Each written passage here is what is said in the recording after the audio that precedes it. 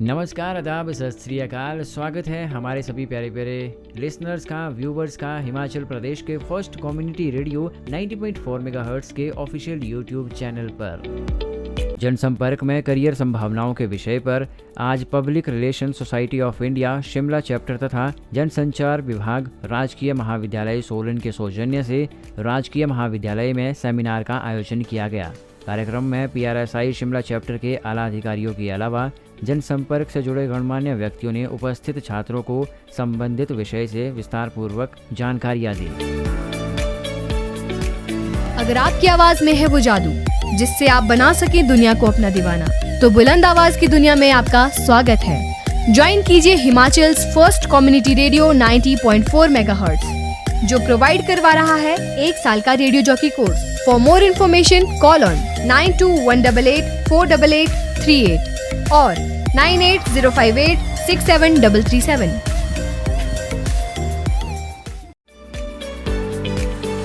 इस अवसर पर doctor YS Parmar university of horticulture and forestry Nauni के पूर्व जनसंपर्क अधिकारी श्री प्रेमदत्त भारद्वाज ने जनसंपर्क से जुड़े अपने अनुभव व्यक्त किए। ये जो पब्लिक रिलेशन की फील्ड है ना, ये देखने के लिए बड़ी लुक्रेटिव है और लगता है कि भाई इसमें कुछ काम नहीं है, मगर अगर देखा जाए तो this is very challenging field, क्योंकि इसमें बेटा ऐसा होता है कि जो अब मैं अपनी यूनिवर्सिटी की बात बताऊँ, हमारा कोई सेमिनार है, सिंपोजियम है, कुछ भी है, कुछ भी कार्यक्रम हो रहा है, वर्कशॉप है, कोई अगर सोलन से हल्दी मिर्च और दाल खरीद करके ले जाएगा, वही बोलेगा मैंने हल्दी खरीदी थी। Public relation society of India Shimla chapter के अध्यक्ष डॉक्टर रणवीर वर्मा ने छात्रों को जनसंपर्क तथा पत्रकारिता एवं जनसंचार में करियर की संभावनाओं के बारे में विस्तार पूर्वक जानकारियां दी। आपका जो इंफॉर्मेशन सिस्टम है वो इतना स्ट्रॉन्ग हो कि कभी भी आपको ज़रूरत ना पड़े इवन अपने साथी को पूछने की भी कि ये इसका अर्थ क्या है या इसके माने क्या हैं। अब वो एक एस्पेक्ट है मास कम्युनिकेशन का, बहुत लंबी चौड़ी थ्योरीज हैं इसकी, उसमें आएंगे हम, बाद में आएंगे। एक्सपर्ट्स हैं हमारे साथ, डॉक्टर पंवर हैं, श्री जगमोहन शर्मा जी हैं, वो अपने अपने फील्ड की जो स्पेशलाइजेशन की बात है वो आपसे ज़रूर शेयर करेंगे। लेकिन आज हम जिस प्लेटफॉर्म से यहाँ आपसे मिलने के लिए आए हैं, आपसे डिस्कस करने के लिए आए हैं, वो public relations society of India है, जिसका आप गूगल पे जा करके public relations society of India even browse करके आपको सारा उसका लिटरेचर मिल जाएगा कि ये सोसाइटी कब स्थापित हुई, इस सोसाइटी के क्या उद्देश्य हैं और इस सोसाइटी का भारतीय पत्रकारिता, जनसंचार, डिजिटल, प्रिंट, इलेक्ट्रॉनिक, उस मीडिया में क्या रोल रहता है, क्या भूमिका रहती है, वो सब आपको मालूम पड़ जाएगा। लेकिन कुछ इसमें ऐसी इम्पोर्टेंट इंफॉर्मेशंस हैं, जैसे ये जो सोसाइटी है public relation society of India, इसकी स्थापना कब हुई थी, किन परिस्थितियों में हुई थी, किस कारण से हुई थी, वो जर्नलिज्म का बेसिक जो एक प्रिंसिपल रहता है 5 Ws and 1 H। मैं समझता हूं आपको 5 Ws and 1 H के बारे में बता दिया गया होगा अब तक, अगर नहीं भी बताया फिर भी Ws में से what, why, when, where, whom और H में है हाउ, वो चीज होती कैसे है, क्यों उसकी जरूरत पड़ती है। अब आप जब इस सोसाइटी को स्थापित करना पड़ा 1958 में, 1958 में, तो उस समय हमारे जो कुछ प्रोफेशनल्स थे इस पत्रकारिता की फील्ड में, जनसंचार की फील्ड में, जनसंपर्क की फील्ड में, उन लोगों ने ये महसूस किया कि हमारे पास एक ऐसे प्लेटफॉर्म होना चाहिए जिसमें हर एक अपनी स्पेशलाइजेशन सामने रख सके, अपना जो अनुभव है उसको शेयर कर सके और उसमें क्या संभावनाएं हैं किसी तरह के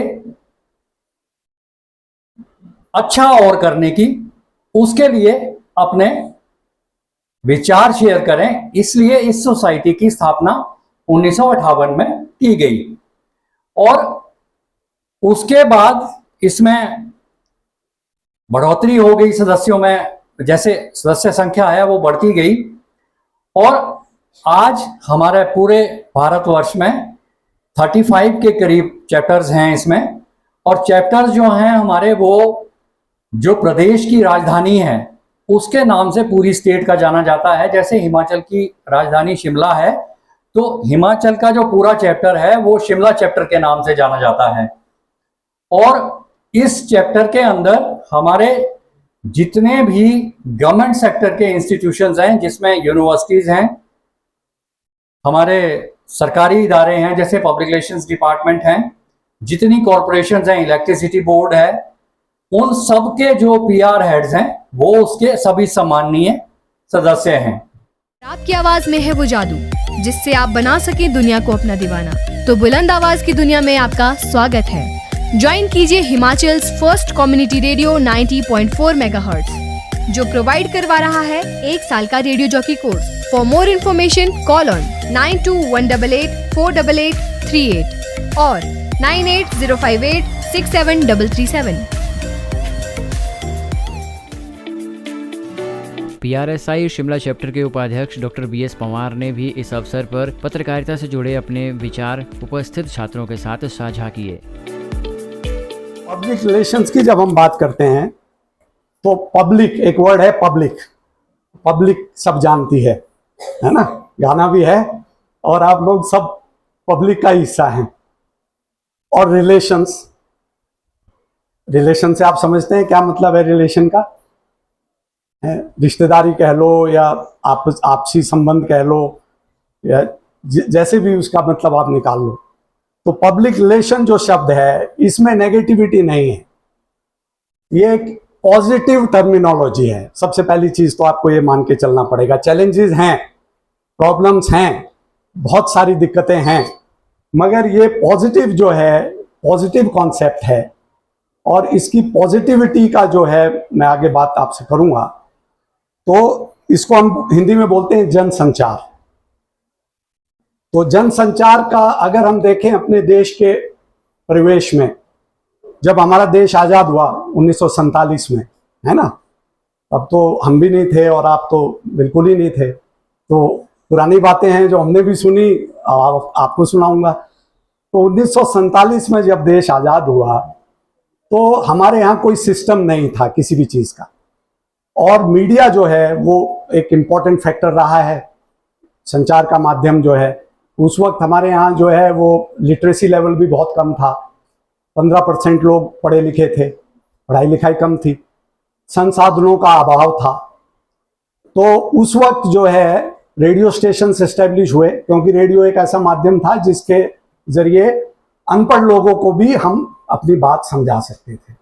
और रेडियो सुनने की जो है प्रथा थी, प्रचलित था रेडियो। हालांकि लाइसेंस मिलता था रेडियो का भी, बड़े बड़े, अब आप बुजुर्गों से पूछोगे तो बड़े बड़े वो होते थे रेडियो स्टेशन, बड़े बड़े, और उनको लाइसेंस मिलता था, तब आप चला सकते थे। अगर आपने लाइसेंस नहीं लिया, उसके बगैर अगर आप रेडियो चला रहे हैं तो उसकी सजा थी, वो क्रिमिनल ऑफेंस था। तो रेडियो के माध्यम से जन जन तक पहुंचने का काम हुआ। तो बड़े बड़े जो शहर थे 3-4, उनमें रेडियो स्टेशन शुरू हुए। साक्षरता कम थी, संसाधन नहीं थे। 1947 से पहले अगर आप इतिहास देखें, हम इसको डिवाइड करेंगे, पब्लिक रिलेशन को साथ साथ लेके चलूंगा मैं। 1947 से पहले का जो समय था, जब आप हिस्ट्री पढ़ते हैं जर्नलिज्म की, वो समय था जब जो है हम गुलाम थे और हमें अपने विचार व्यक्त करने की आज़ादी नहीं थी।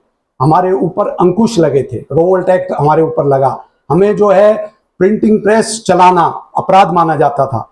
विचारों का आदान प्रदान जो है वो जो ब्रिटिश सरकार थी वो उसको, उन प्रयासों को कुचलती थी। तो वो युग था जब सही मायने में एक मिशन था पत्रकारिता। एक मिशन के तौर पे जब आप गंभीरता से पढ़ेंगे इतिहास हमारे मीडिया का इतिहास, तो आप पाएंगे कि लोगों ने कितनी बड़ी बड़ी कुर्बानियां दी, लोग जेल गए। जिस अखबार से मैंने अपना करियर शुरू किया बंबई में, फ्री प्रेस जर्नल, उसके जो एडिटर होते थे एस सदानंद, अगर आप हिस्ट्री पढ़ेंगे तो पहला नेशनलिस्ट पेपर था वो अंग्रेजी का, और वो जो है 15 दिन बाहर रहते थे और 2-3 महीने जेल में रहते थे, और फिर उनकी जो है वो जब्त हो जाती थी मशीनें, और वो फिर साइक्लोस्टाइल करके जो है वो बांटना शुरू करते थे पेपर। नेशनलिस्ट पेपर था वो फ्री प्रेस जर्नल, मुझे गर्व है, वहां से मैंने अपना करियर शुरू किया बंबई में 1985 में। तो वो युग था जब हम एक मिशन के तौर पे पत्रकारिता को लेते थे और एक लोगों में जागरूकता पैदा करने का जज्बा जो है वो पैदा करते थे पत्रकारिता के जरिए। तो प्योरली वो अपने गहने बेच के अपने घर की महिलाओं के लोगों ने प्रिंटिंग प्रेसेस चलाई उस समय पर। फिर 1947 आया तो ये दूसरा युग शुरू हुआ पत्रकारिता का, और ये कहिए आप पब्लिक रिलेशन तो बिल्कुल शुरुआती वो था। 1947 के बाद ये एक बिजनेस बन गया। 1947 के बाद ये हुआ कि जो अखबार निकलते थे वो बड़े बड़े पूंजीपतियों ने उसमें धन जो है वो खर्च किया। मकसद क्या था कि भाई इसको एक बिजनेस के तौर पे लिया गया। 1947 के बाद प्रिंटिंग, मॉडर्न प्रिंटिंग प्रेसेस लगी और एक अपॉर्चुनिटी देखी कैपिटलिस्ट ने कि एक हमारे पास मौका है, नया नया देश आजाद हुआ है, इसमें जो है इन्वेस्ट करो और इससे जो है आगे फायदे उठाओ। तो वहीं से शुरू हो गया था इसका जो कॉमर्शलाइजेशन। 1947 से लेके 1975 तक, इसको मैं दूसरा युग कहूंगा पत्रकारिता का। तो वो उसमें क्या हुआ कि प्रिंटिंग प्रेसेस आई, पत्रकार जो हैं वो प्रोफेशन बन गया पत्रकारों के लिए। वो उम्मीद करने लगे कि हमको कुछ मिलेगा। अब उस वक्त जो है, क्योंकि जितने हमारे बड़े बड़े लीडर्स हैं, अगर उनकी बायोग्राफीज पढ़ोगे आप, किसी भी एक नेता का नाम लीजिए आप, उसके पीछे एक अखबार था, उसने एक अखबार चलाया। तो जितने भी हमारे नेता थे, जवाहरलाल नेहरू जी ने जो है वो लिखा, किताबें लिखी जेल से, बहुत लंबा समय उन्होंने जेल में व्यतीत किया। तो सबके सब हाईली एजुकेटेड जागरूक इंसान जो है हमारे नेशनलिस्ट थे, जिन्होंने हमें आज़ादी दिलाई। जनसंपर्क में करियर संभावनाओं के विषय पर खास सेमिनार में वरिष्ठ पत्रकार श्री तेजपाल नेगी ने उपस्थित छात्रों को डिजिटल मीडिया क्षेत्र की जानकारी दी। आपके पास बहुत ज़्यादा लोगों तक जुड़ने का संसाधन नहीं हो पाते, वहाँ पे काम आती है पत्रकारिता। और वहाँ पे जो आपका प्रेस नोट है, जो आपकी बात है, वो हम तक पहुँचती है और हम हजारों लोगों तक, लाखों लोगों तक या सैकड़ों लोगों तक आपकी बात को पहुँचा सकते हैं। बहुत मामूली अंतर था जो मुझे लगता है आपके सामने के उदाहरण से मुझे लगता है कि क्लियर हो गया होगा। पत्रकारिता जैसे डॉक्टर वर्मा ने बताया, 5W1H, ये सब चीज़ें किताबों में आप पढ़ते हैं और आपको याद करने की नौबत आ जाती है। बड़ी परेशानी सी होती है कि आपने जो किताबों में जो फार्मूलाज पढ़े हैं उनको आप स्मरण करें, याद करें, फिर पेपर पे उसको जब कॉपी पे लिखेंगे तो हो सकता है गड़बड़ हो जाए, है ना। ये 5WH वाला तो ये तो कोई ऐसी बड़ी बात नहीं है, तो बहुत छोटा है। मूवीज में, फिल्मों में कितने लोगों का इंटरेस्ट है आप लोगों में से? अधिकांश बच्चे फिल्में देखते हैं और ज्ञानवर्धक फिल्में देखते हैं या सिर्फ शाहरुख, सलमान, आमिर खान या इन्हीं लोगों तक? अच्छी फिल्में भी देखते होंगे जो ज्ञानवर्धक है, जो एक संदेश देने वाली फिल्म है। एक मूवी आई थी शबाना आजमी और जूही चावला की, chalk and duster, Hindi movie थी, और जो संदेश था उस मूवी का वो शायद अगर हम इस सेमिनार में उसको लेके आ सके, उस संदेश को बता सके, तो मुझे लगता है कि आज का सेमिनार भी सफल है।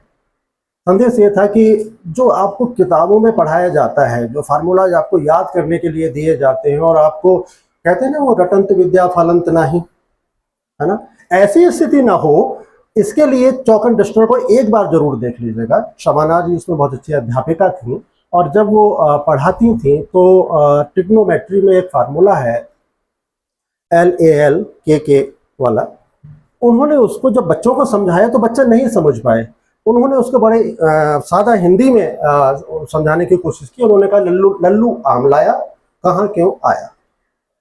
लल्लू आमलाया माने कहाँ क्यों आया, इसका मतलब हुआ लंब बटे आधार, लंब बटे कर्ण और आधार बटे कर्ण। इस तरह से साइन थीटा, कॉस थीटा और कॉट थीटा को, टेन थीटा को उन्होंने समझाने की कोशिश की और बच्चों को बड़ी अच्छी समझ में आ गया। मुझे लगता है कि जर्नलिज्म में भी बहुत ज़्यादा आप गहराई में ना जाएं कि डब्ल्यू क्या है, एच क्या है, किसी झगड़े में नहीं पड़ना है आपने। आप में से आप जा रहे हैं यहाँ से, अब आप अपने घर जाएंगे। जो लोग किराए के कमरे में रहते हैं वो अपने कमरे पे जाएंगे, वहाँ उनके जो साथी हैं वो मिलेंगे, और जो लोग घर जाएंगे वो उनको मम्मी पापा या भाई बहन कमरे पे मिलेंगे। ये भी संभव है कि आप जब घर जा रहे हो और उस दरमियान आपकी आंखों के सामने कोई एक्सीडेंट हो जाए, ये भी संभव है। अब आप जब घर पहुंचेंगे तो ये एक्सीडेंट की घटना आप अपने रूममेट को या फिर अपने परिवार के लोगों को किस तरह से बताएंगे। आप ऐसे देखिए, इंट्रो क्या होता है खबर का, वर्मा साहब ने इसको बड़ा अच्छी तरह से विस्तार से समझाया। इंट्रो क्या होता है खबर का? खबर का इंट्रो वो है जो आपने क्यूरियोसिटी भी पैदा करनी है और हल्की सी जानकारी दी है ना। तो जब आप एक्सीडेंट की खबर को, उस सूचना को, खबर इसलिए नहीं कह रहा हूं कि आप पत्रकार नहीं हैं, जब आप पत्रकार होंगे तो खबर कही जाएगी, उस सूचना को अपने रूममेट को या अपने परिजनों को देंगे तो आप कहेंगे मम्मी पता है वहां एक्सीडेंट हो गया था। अब आपने क्या किया, आपने सारी जानकारी नहीं दी, सिर्फ आपने बड़ी रोचकता के साथ में आपने ये समझाने की कोशिश की कि एक्सीडेंट हो गया था। उनके अंदर क्यूरियोसिटी जागी कि क्या हुआ, कहाँ हुआ। सबसे पहले क्या पूछेंगे वो, कहाँ हुआ। आप बताएंगे कॉलेज और रूम के बीच, है ना। अब आपने क्लियर कर दिया स्पेस, कब हुआ ये भी पूछेंगे वो। आपने फिर ये भी क्लियर करना है कैसे हुआ। आप बताएंगे कि सामने गाड़ी आ रही थी, इधर से बाइक गई। आपने इस तरह से बता दिया और सबसे अंत में वो पूछेंगे कौन, कोई मरा तो नहीं, आपने वो भी बताना है। लेकिन क्या होगा, क्यूरियोसिटी पैदा करते करते बचाना है। यही सब कुछ जब हम प्रोफेशनली आते हैं तो वो पत्रकारिता में वही 5W और 1H का फार्मूला लागू हो जाता है। यही तो मैं कह रहा था, कहाँ कब क्यों कैसे, यही तो मैंने कहा था। लेकिन अगर आप इसको याद करेंगे और लिख के रटना शुरू करेंगे तो शायद आपको बोझ लगे। लेकिन आप तो अपने घर में रोजाना ऐसी खबरें बताते रहते हैं, इसमें नया क्या है, इसमें तो कुछ भी नया नहीं। आप रोजाना अपने दोस्तों से बात करते हैं, अपने फ्रेंड से बात करते हैं, परिजनों से बात करते हैं, तो आप यही करते हैं ना, खबरें तो देते हैं। शब्द क्या है ये आपके ऊपर है कि आप कैसे क्यूरियोसिटी को बढ़ा के रखना चाहते हैं। शब्द का मतलब पत्रकारिता में शब्द का संयम बहुत आवश्यक है।